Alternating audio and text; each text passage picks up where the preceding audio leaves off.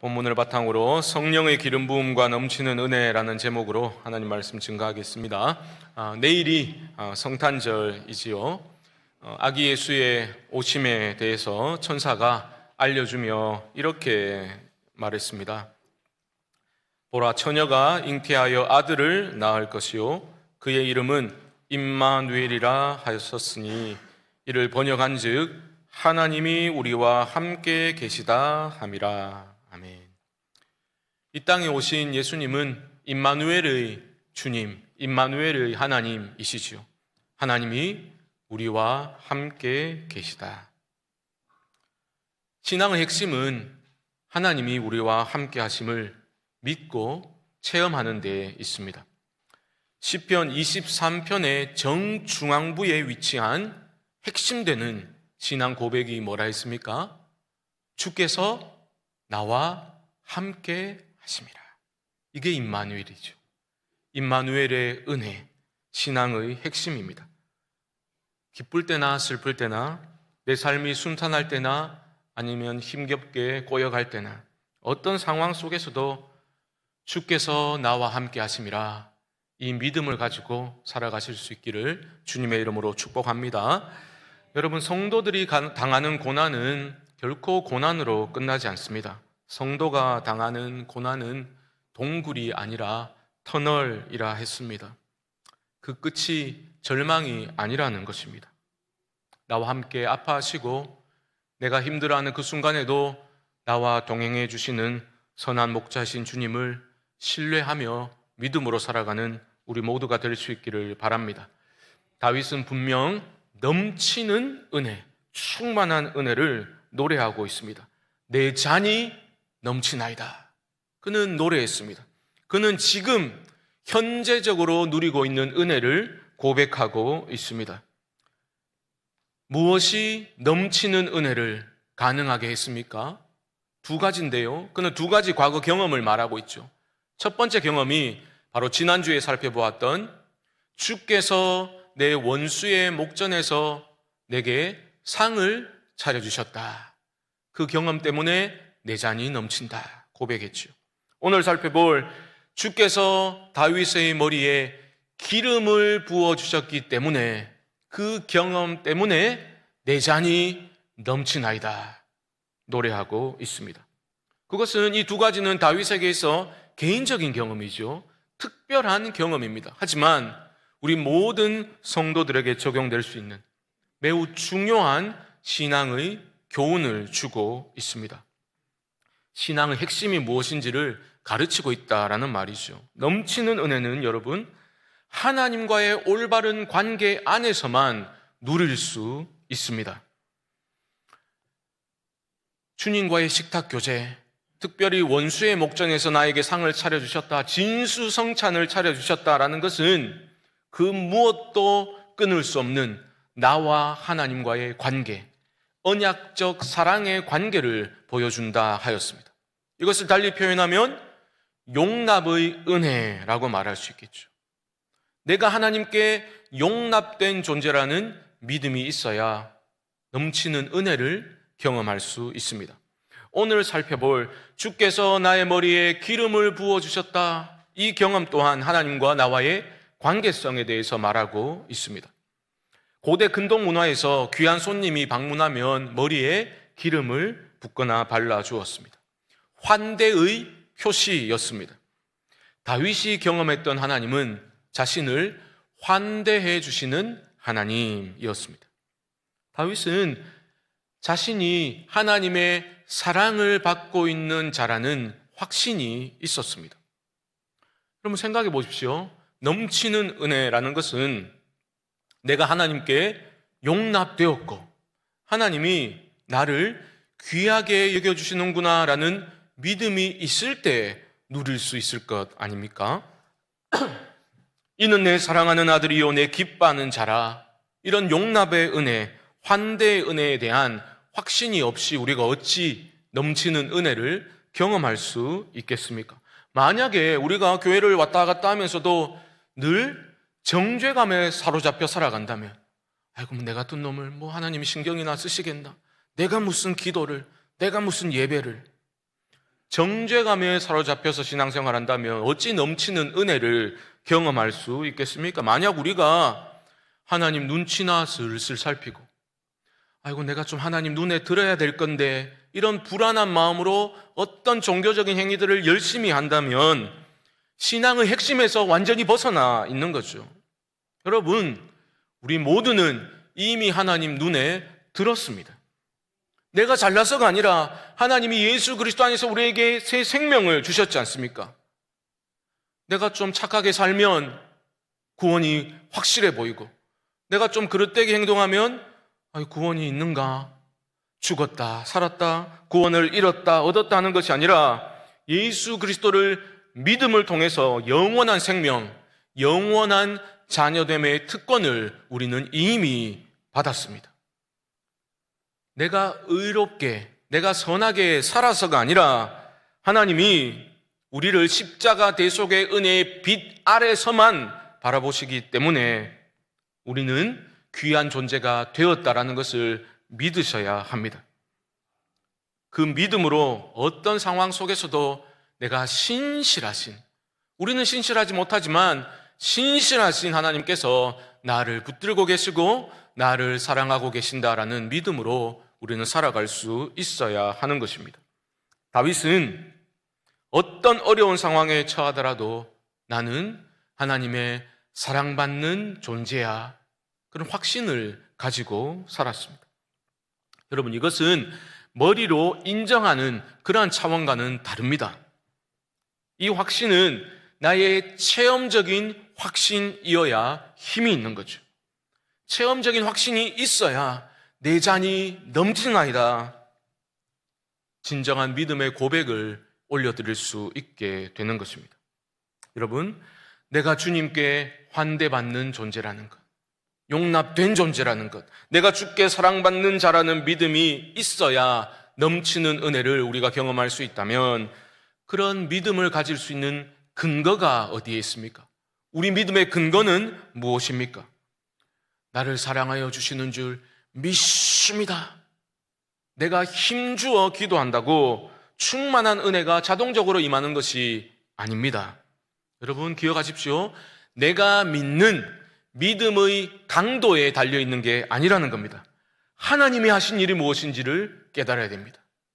하나님이 그리스도 예수 안에서 나를 위하여, 우리를 위하여, 세상을 위하여 하나님이 무엇을 행하셨는지를 깨닫고 경험해야 합니다. 그 깨달음이 어떻게 주어지게 되었는가? 다윗은 주께서 내 머리에 기름을 부으셨다, 기름 부음 받은 사건을 말하고 있죠. 여러분, 다윗이 언제 기름 부음을 받았습니까? 사무엘상 16장 13절 말씀 자막이 있습니까? 보십시오. 사무엘이 기름 뿔병을 가져다가 그의 형제 중에서 그에게 부었더니 이날 이후로 다윗이 여호와의 영에게 크게 감동되니라. 하나님이 다윗을 이스라엘의 왕으로 선택하셨지요. 구약시대에 하나님은 명령하셨습니다. 왕과 제사장과 선지자를 세울 때 머리에 기름을 부으라 명하셨습니다. 하지만 기름 부음은 단순한 의식이 아니었습니다. 하나님과의 관계에 있어서 엄청난 변화를 가져오게 되는데요. 사무엘이 다윗의 머리에 기름을 부었잖아요. 그때 다윗에게 어떤 일이, 무슨 일이 일어났습니까? 머리가 기름 젖었다 이러지 마시고 기름을 부었을 때 어떻게 됐습니까? 말씀하잖아요. 그에게 부었더니 이날 이후로 다윗이 여호와의 영에게 크게 감동되니라. 기름 부음이 있었을 때 여호와의 영에 사로잡히게 되는 성령의 강력한 임재를 경험하게 된 거죠.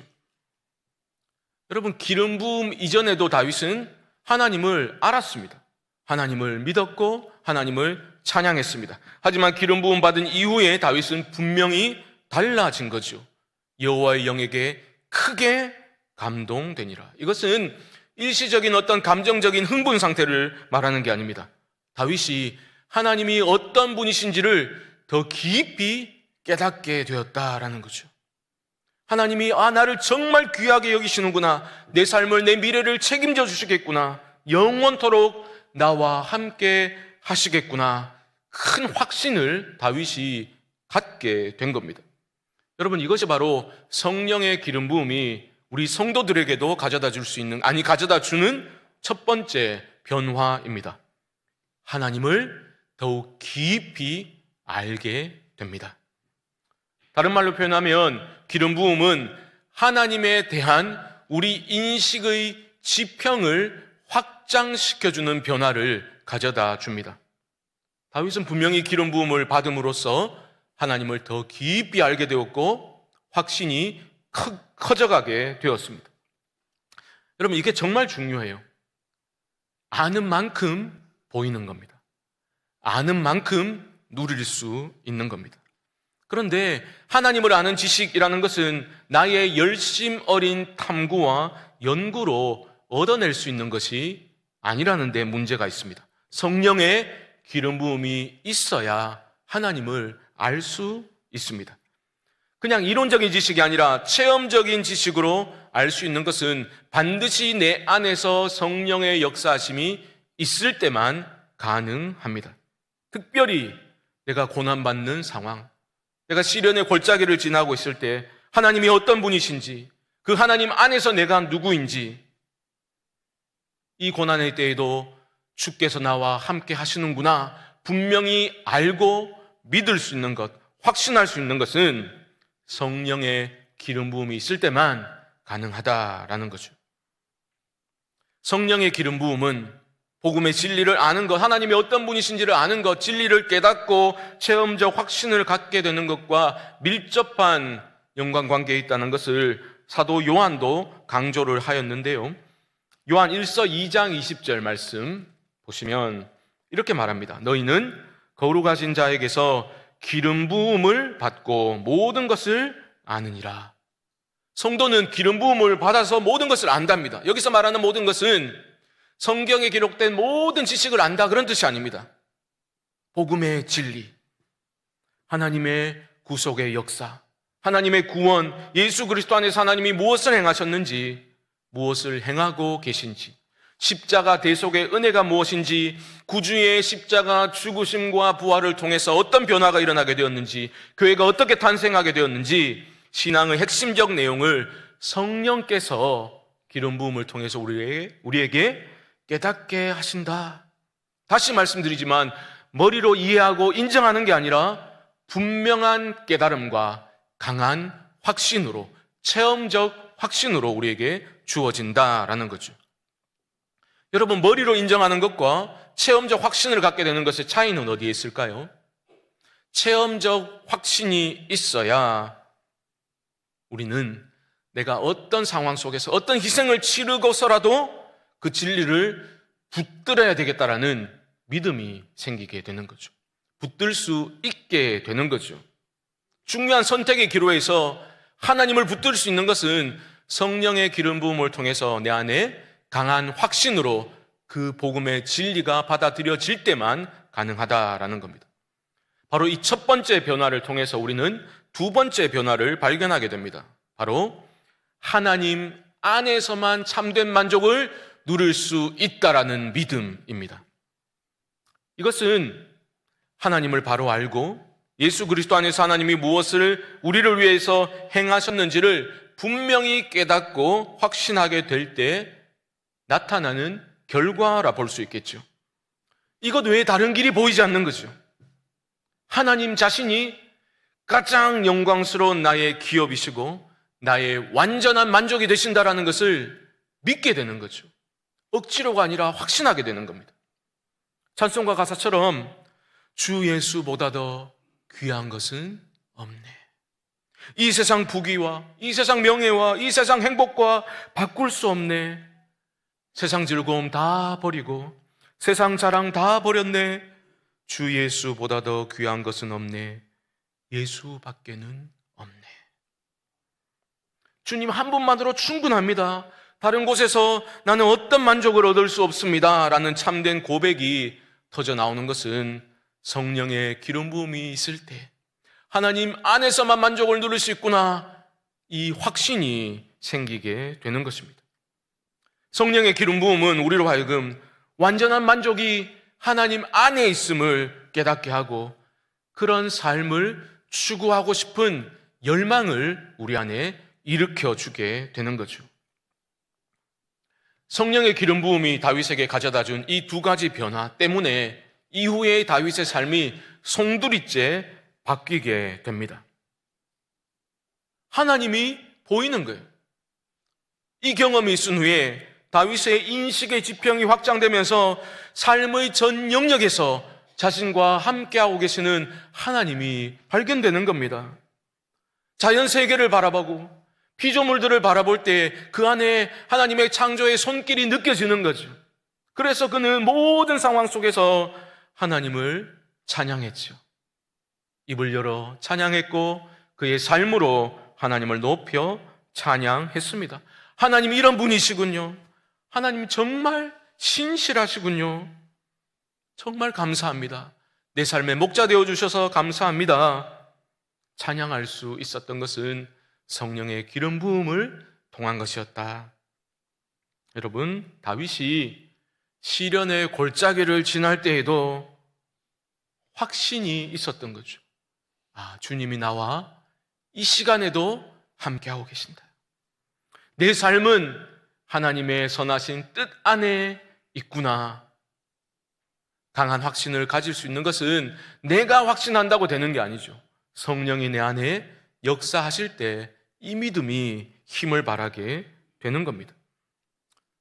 때로는 다윗은 원망도 하고 원망 섞인 탄식도 하고 시편을 읽어보면 분노를 발하기도 했지 않습니까? 하지만 중요한 것은 지금 그가 누구에게 부르짖고 있는가 이것을 보셔야 하는 거죠. 그런 절망스러운 상태에서도 다윗은 한탄하면서도 하나님께 부르짖고 있음을 놓치지 말아야 합니다. 하나님께 부르짖고 있습니다. 하나님은 그의 부르짖음에 응답하시죠. 그를 건져내시고 결국은 그의 입에서 내 잔이 넘치나이다 이 고백을 이끌어내십니다. 물론 다윗이 항상 그렇게 충만한 은혜를 누리며 살았던 것은 아닙니다. 우리가 잘 아는 것처럼 다윗은 큰 죄에 빠지기도 했지요. 영적인 타락과 영적인 침체에 깊이 빠져들기도 했습니다. 그런데 여러분 잘 보셔야 돼요. 그가 죄에서 돌이켜 회개하게 되었을 때 앞서 우리가 살펴보았던 그 두 가지 변화가 여전히 그의 안에 살아 움직이고 있음을 우리는 발견하게 됩니다. 그가 큰 죄를 저지른 후에 눈물로 침상을 띄우며 통렬한 회개를 했을 때 이렇게 기도를 했었죠. 시편 51편 11절 말씀 보시면 나를 주 앞에서 쫓아내지 마시며 주의 성령을 내게서 거두지 마소서. 여러분, 성령을 내게서 거두지 말아 주십시오라고 간절히 기도했습니다. 이것은 다른 게 아니라 나를 주 앞에서 쫓아내지 마소서. 이 기도와 동일한 기도인 겁니다. 무엇을 보여줍니까? 죄에 빠져 살았지만 다윗은 하나님이 깨닫게 하셨을 때 알고 있는 거예요. 하나님이 가장 소중한 존재임을 믿고 있기 때문에 그는 다른 모든 것 다 필요 없다. 하나님을 잃으면 모든 것을 잃는 것이다. 그 믿음이 있었기 때문에 성령을 내게서 거두지 말아 주십시오. 간절히 기도하고 있는 겁니다. 여기서 우리는 발견하게 되지요. 다윗도 날마다 충만한 은혜를 누리며 살지는 못했구나. 영적인 타락과 침체에 빠지기도 했구나. 우리도 마찬가지 아닙니까? 성령의 기름 부음을 경험을 했다 해서 자동적으로 우리의 남은 생애를 은혜 충만하게 살아가는 게 아니라는 겁니다. 우리도 예수 그리스도를 구주로 믿고 영접하면 주님이 영으로 우리 안에 거하시죠. 이것을 성령의 내주라고 말하지 않습니까? 우리 안에 예수님을 믿으면 성령이 우리 안에 계신다고요. 그런데 성령이 내 안에 계시지만 우리는 때로는 낙심하고 절망하고 불평하고 하나님 아예 안 계신 것처럼 내 마음대로 육신의 정욕을 따라서 살기도 하지 않습니까? 그런 삶 속에 어찌 내 잔이 넘치나이다 이런 고백이 나올 수 있겠습니까? 이것을 여러분 어떻게 설명해야 될까요?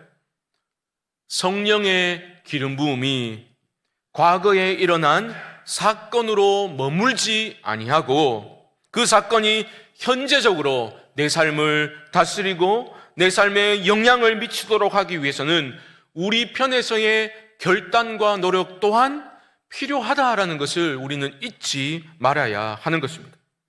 우리는 이미 알고 있죠. 하나님이 어떤 분이신지 알고 있습니다. 하나님을 신뢰하는 삶, 하나님의 말씀에 순종하는 삶이 가장 복되고 영광스러운 삶이다라는 것을 우리는 알고 있습니다.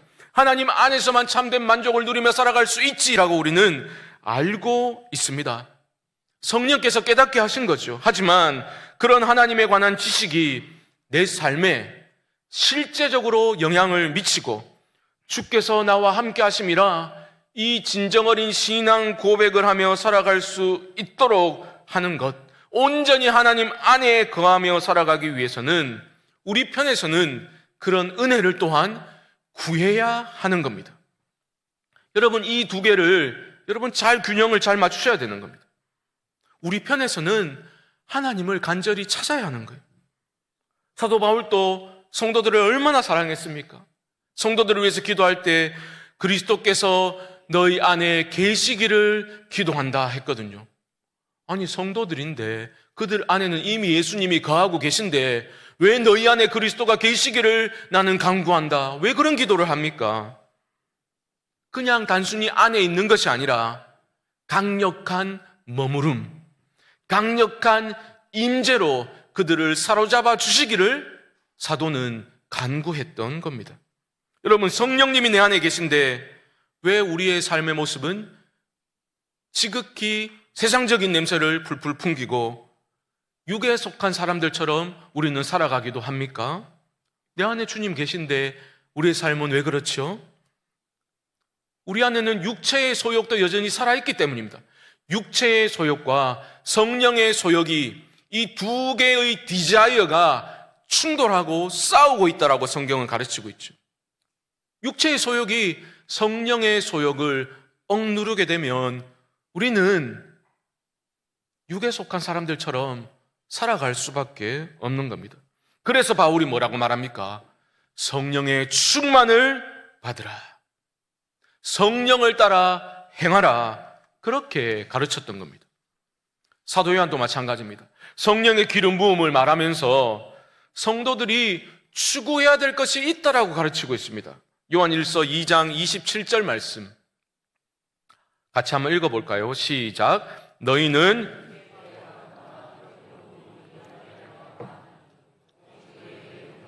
모든 것을 너희에게 가르치며 또 참되고 거짓이 없으니 너희를 가르치신 그대로 주 안에 거하라. 아멘. 기름 부음이 우리 안에 있다, 성도 안에 있다라고 말하고 있습니다. 그 기름 부음이 성령이 우리 안에 역사할 때 우리가 깨닫게 된다. 하나님에 관해서, 구원에 관해서 넘치는 은혜를 우리가 어떻게 누릴 수 있는지, 인생의 참된 만족이 어떻게 주어질 수 있는지를 가르쳐 준다라는 거죠. 하지만 우리 편에서는 주 안에 거하기를 소망하고 결단하고 애써야 한다라고 또한 가르치고 있습니다. 그런 갈망이, 하나님을 추구하고 싶은 갈망이 내 안에 있다는 것 자체가 이미 우리 안에 성령께서 역사하고 계신다라는 것을 보여주는 것이죠. 하지만 여전히 내가 갈망하는 거잖아요. 내가 은혜를 사모하는 거잖아요. 내가 주께로 나아가야 되겠다 마음이 일어나는 것 아닙니까? 성령의 충만함을 내가 구해야 하는 겁니다. 우리 편에서의 결단, 애씀이 아무 필요가 없었더라면 우리 주님이 이렇게 말씀하실 이유가 없는 거죠. 주님 뭐라 하셨습니까? 누구든지 목마르거든 내게로 와서 마시라. 나를 믿는 자는 성경의 이름과 같이 그 배에서 생수의 강이 흘러나오리라. 내게로 오라 하시잖아요. 초청하시잖아요. 내게로 와서 마시라. 성령의 충만함을 입고 성령의 강력한 다스림을 받을 때에 인생의 모든 목마름이 해결되고 참된 만족과 평안을 누리며 살아갈 수 있음을 여러분 믿고 성령의 충만함을 구하실 수 있기를 주님의 이름으로 축복합니다. 여러분, 주님의 말씀을 날마다 먹고 마셔야 합니다. 세상의 염려와 근심으로 굳게 닫아버린 우리 마음의 문을 용기 내어 믿음으로 주께 활짝 열어드려야 합니다. 문을 열어드리면 우리 주님 우리 안에 들어와 함께 먹고 마실 때에 그 복된 생명의 교제를 통해서 나의 심령이 살아나게 되고 내 잔이 넘치나이다. 우리 또한 이런 놀라운 신앙의 고백을 올려드릴 수 있게 될 줄로 믿습니다. 여러분, 성령 충만은 말씀의 충만이요 기도의 충만입니다. 여러분, 날마다 그리스도의 십자가를 묵상하고 또 묵상하셔야 합니다. 십자가 보혈의 그 은혜가 나의 심령을 적실 때에 우리는 내가 처한 상황을 뛰어넘어 하나님의 큰 일을 발견하게 될 것입니다. 내가 여전히 하나님의 선한 뜻, 선한 손 안에 있음을 믿게 될 것입니다. 내 상황과 형편이 어떠하든 간에 하나님의 선한 뜻이 내 삶 가운데 성취되는 것이 가장 복되고 가장 영광스러운 일이라는 것이 깨달아지고 믿어지게 될 줄로 믿습니다. 머리로는 인정하지만 그런 일이 내 삶에 실제적으로 일어나는 것은 부담스럽다, 그런 상태가 아니라 성령과 큰 확신으로 오히려 가슴 뛰는 감격으로 받아들이게 될 줄 믿습니다. 성령의 기름 부음이 과거에 반짝 뜨거웠던 해프닝 같은 박제된 경험으로 남아있는 것이 아니라 날마다 말씀과 기도를 통해서 성령의 충만함을 입어서 지금도 나와 함께하고 계시는 임마누엘의 하나님과 동행하며 내 잔이 넘치나이다. 분명한 체험적 확신으로 이런 믿음의 고백을 올려드릴 수 있는 모든 성광의 성도님들 되시기를 주님의 이름으로 간절히 축원드립니다.